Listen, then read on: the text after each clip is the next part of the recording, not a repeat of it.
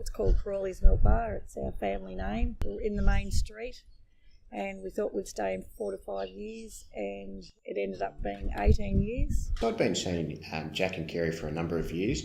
We'd sort of been looking after their super and insurances, so we'd just been doing their regular reviews for them. 5 in the morning to 9 at night, 7 days a week. We were really burnt out, and we decided we wanted to sell it. Really, they'd had enough. So what they did, they sold the business on vendor terms, so they didn't actually receive a lump sum payment as such. Kerry sort of came in to see me one day in the office, really in a state because the purchaser fell into arrears and they were relying on the payments from him to actually service their own loans.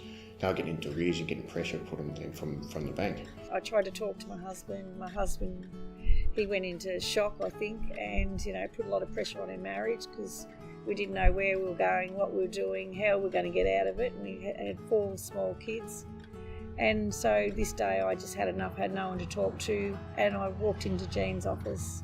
I cried and cried, and he sat there and he listened to me babbling and carrying on, and he just sat there and he just went into action. So she'd quite often come into me, quite often in tears, sort of just talking about the pressure she was under, what was happening, and where they really had to turn, because she didn't really have anyone to talk to. We used to live in the back of the shop.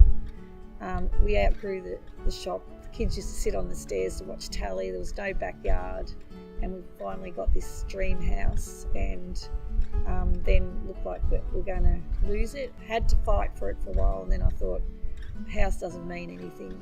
If I have to sell it to get out of this mess, that I will sell it. Negotiated with the bank's legal department to halt that repossession.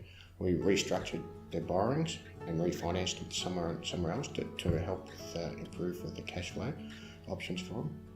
And what we also did was sort of really sat down and looked at, okay, what are the options for these guys? Can they get the person back out? Because they didn't want to go back into the shop because they'd had enough. Our vendor was still in the shop, and he was not making any payments, and sometimes he would make payments and he'd go in with $2 coins and $1 coins. He'd promise us he pays this week or the next week, and nothing come.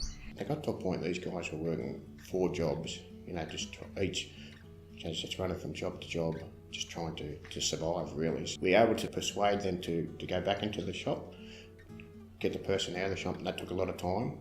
So we did that successfully. When I first went back into the shop, I got really sick, and they didn't know what I had at the start, and it ended up I have rheumatoid arthritis, which attacks all my joints, and they swell, and I'm in a lot of pain. I can't walk sometimes, and I was in the office and I could hardly walk.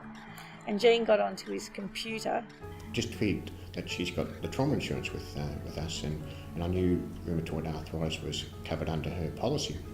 So I said to her, look, let's have I'm not sure about your actual diagnosis, but let's submit a claim and just see, what happens with it. I was classed as severe rheumatoid arthritis, and I got a payout for $115,000, which Gene worked all our finances out. He got rid of our credit card, he got rid of our loan car payment.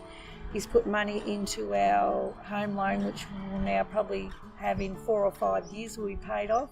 And probably the most important for Kerry was that she's got a daughter that's based in the US, so it was able to fund a trip Christmas time for them to go over and see a daughter and a grandkid. So we've had him looking after us for over 5 years, and over that whole time he's never ever charged us. We had no money, he just took us on.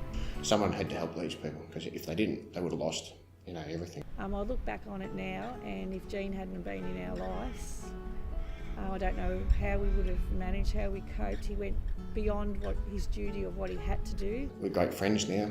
She's a really great advocate as well. I've received quite a number of referrals from her since all this has gone on.